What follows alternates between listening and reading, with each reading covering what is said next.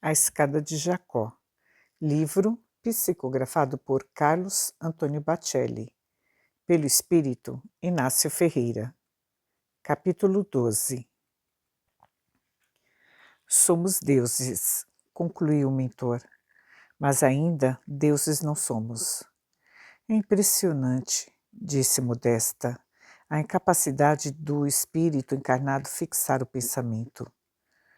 Como eu me cansava quando me debruçava sobre os livros meu de medicina, ou então me, me dispunha a escrever qualquer trabalho doutrinário para livro ou jornal. Se não ficasse atento, perderia o fio da meada. Quantas vezes estaquei de lápis na mão sobre o papel e nada, nenhum pensamento, nenhuma inspiração. E olhem que eu orava antes, pedindo a intercessão do alto. Em termos de sintonia, esclareceu Odilon, estamos longe de nos compararmos ao grande rio que se despeja no oceano, como diminutos filetes d'água que qualquer calhau que se lhes atire no leito é capaz de interromper-lhes o curso. Eis o problema básico da mediunidade. Para uma melhor recepção, o medianeiro necessita de exercitar-se em suas faculdades intelectuais, oferecendo o cérebro aos espíritos comunicantes. Todavia, ponderei, os espíritos comunicantes, por sua vez, igualmente precisam ter cérebro para os médios, não é? Sem dúvida, em mediunidade, espírito e médium agem por conjugação de esforços. Um pode suprir a deficiência do outro, mas não suprimi-la. Voltando ao que lhes dizia, retomou Modesta a palavra. Ao observar as pessoas nas ruas, muitas vezes eu as via como se fossem crisálidas no casulo carnal, em penoso e difícil processo de metamorfose. Então, ao mesmo tempo, vendo-me refletida nelas, lamentava minha própria situação espiritual que, a rigor, somente diferia do comum das pessoas, devido ao conhecimento espírita que eu já possuía. O conhecimento espírita nos desentorpece as faculdades, exclamei. Se não fosse pelo espiritismo, eu teria sido um médico medíocre e, o que é pior, cheio de presunção. Por esta razão, considerou Odilon, devemos ser pacientes com os nossos irmãos que ainda dormem. A nossa obrigação é a de prosseguirmos cooperando para que despertem e todos haverão de fazê-lo no momento que lhes seja justo. Ninguém imporá aos outros o seu modo de ver as coisas. O ângulo de visão com que enxergamos a vida é pertinente a cada um de nós. Eu fico pensando, meu amigo, naqueles nossos irmãos de ideal que, segundo parece, se especializarão em criticar o trabalho dos outros. Se eles fizessem ideia de quanto, por exemplo, um médium tem que se esforçar para cumprir o dever, seriam mais condescendentes. Alguns são tão impiedosos e intolerantes. Ignorantes, Inácio, ignorantes, corrigiu-me Odilon. Que seja, ignorantes. No entanto, chegam a cometer um verdadeiro crime, visto que, não raro, inoculam o veneno do desânimo na alma de muita gente que, se não estivesse lutando na doutrina, estaria completamente entregue à inércia.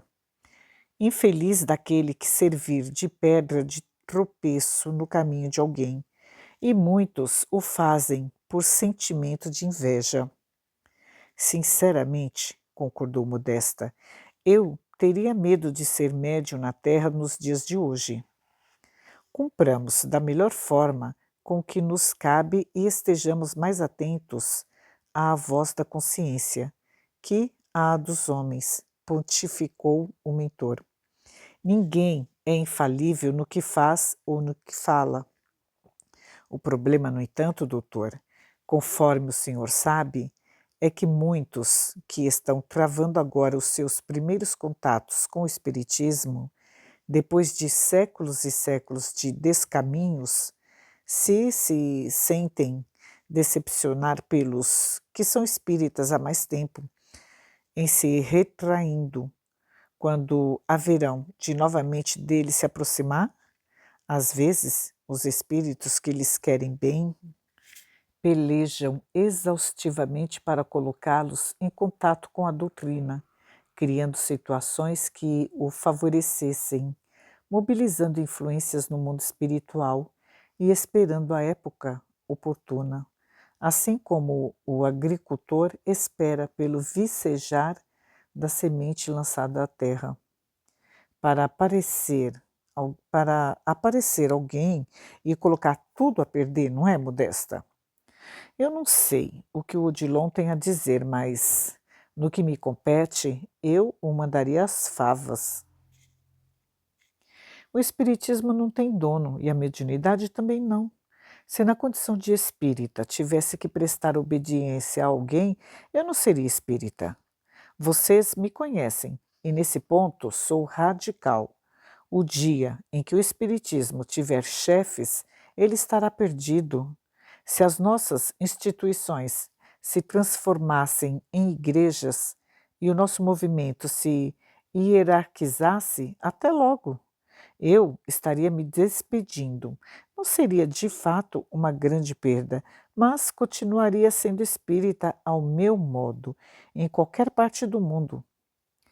Calme, Inácio, isto não vai acontecer, falou o companheiro, desconcertando-me com o sorriso que lhe é peculiar.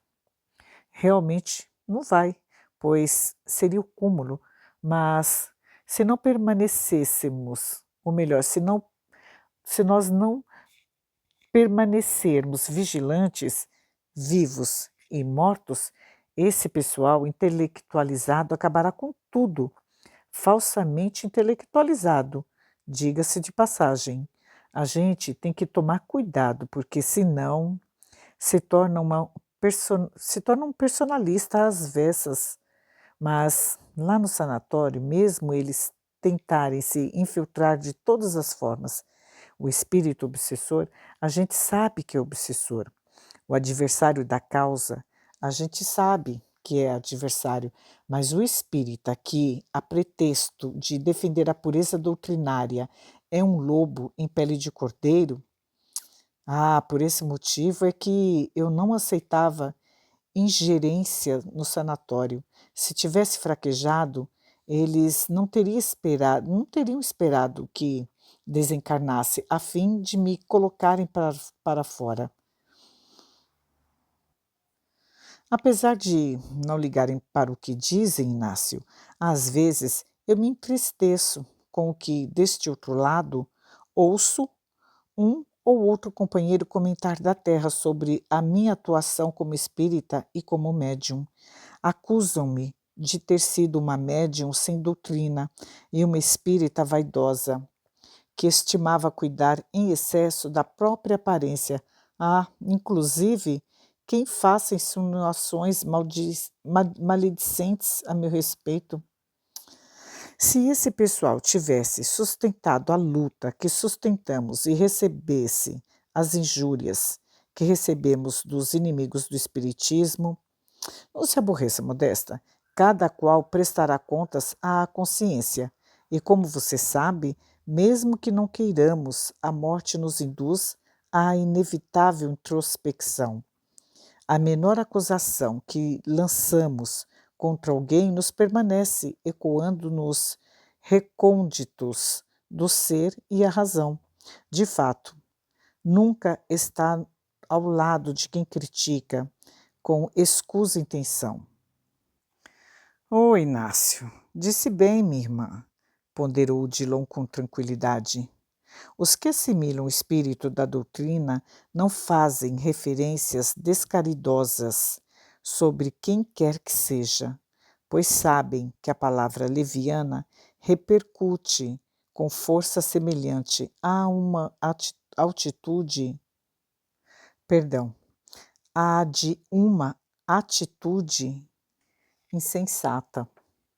A palavra é a precursora da ação. Quem pensa e fala de maneira direta ou indireta acaba fazendo e, portanto, assume a responsabilidade pelas consequências. A verdade é que todos ainda não passamos de um bando de insanos. Esta é a minha opinião. À custa de censurar os outros, apontando-lhes os erros e mazelas, disputamos a preferência divina, querendo a qualquer preço chegar primeiro ao ponto que nos compete. Agimos quais fôssemos espermatozoides pensantes, em disputa acirrada para finalmente alcançar o óvulo e fecundá-lo. Que morram os demais. Não são problema nosso. Não procuramos, aos olhos de Deus, nos destacar pelo próprio valor, mas sim desmerecendo os concorrentes.